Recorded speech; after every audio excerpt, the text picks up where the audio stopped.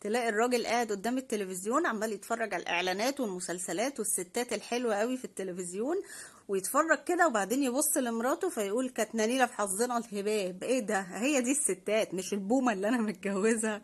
ونفس الكلام الست تشوف المسلسلات التركي والرجاله الحنينه بقى والعاطفيه، وبعدين تبص وتقول ايه؟ ايه ده؟ هما دي، هي دي الرجاله مش ابو كرش اللي انا متجوزاه.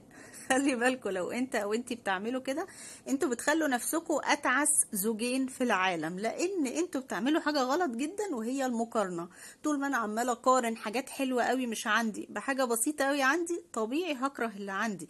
وبعدين المقارنه دي اصلا مش عادله، لان انت بتشوف ممثله في ابهى صورها، فانت بتفتكر ان هو ده الطبيعي، لكن انت ما بتشوفش الممثله دي في بيتها عامله ايه ولا في المطبخ عامله ايه. فما ينفعش ان انا اقارن ده بده، لان ما ينفعش اصلا ان انا اقارن خالص. لان حتى دايما يقولك ان العدو الاول للرضا هو المقارنه. طول ما انت عمال تقارن عمرك ما هترضى على اللي عندك. طول ما انت عمال تبص على اللي عند غيرك، سواء عربية، شغل، زوجة حلوة، طبيعي جدا هتكره اللي عندك. طب ليه اصلا في ناس بتقارن؟ ليه في ناس اصلا بتعمل كده؟ اكيد طبعا ده شغل شيطان، لان الشيطان عايزك تبقى مش حابب النعمة اللي عندك. ده طبيعي جدا. القرآن قال ايه؟ ربنا قال ايه؟ الشيطان يعدكم الفقر.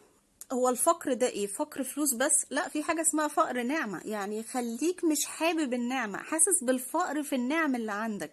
عندك نعم بس مش حاسس بيها. طب هو ليه بيعمل كده الشيطان؟ عشان ما تشكرش النعمة.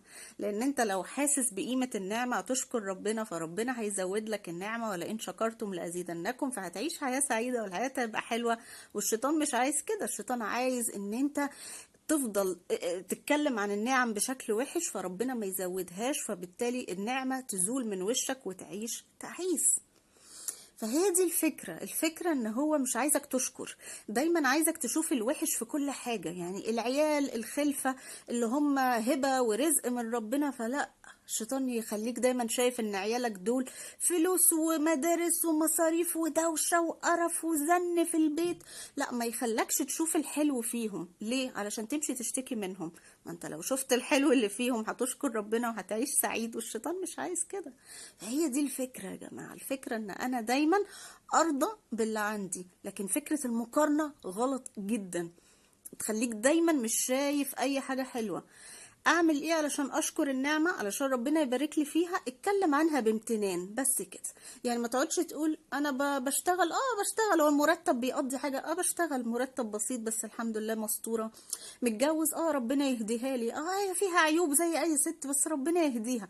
طول ما انت بتتكلم عن النعم بامتنان، ما بتسبش فيها ولا بتعيب في النعم دي. النعم دي انت كده كأنك بتؤدي شكر النعمة. بس كده. اهم حاجه ما قارنش، ما بصش اللي في ايد غيري. وزمان احد الصحابه قال لك ايه؟ قال لك ارضى باسمته تحلى في عينك نعمته. طول ما انت راضي باسمة ربنا هتشوف مراتك دي احسن حد، وشغلتك دي احسن حد، وعربيتك دي احسن حاجه. هتشوف يعني ان كل اللي عندك ده حلو قوي. ارضى باسمته تحلى في عينك نعمته.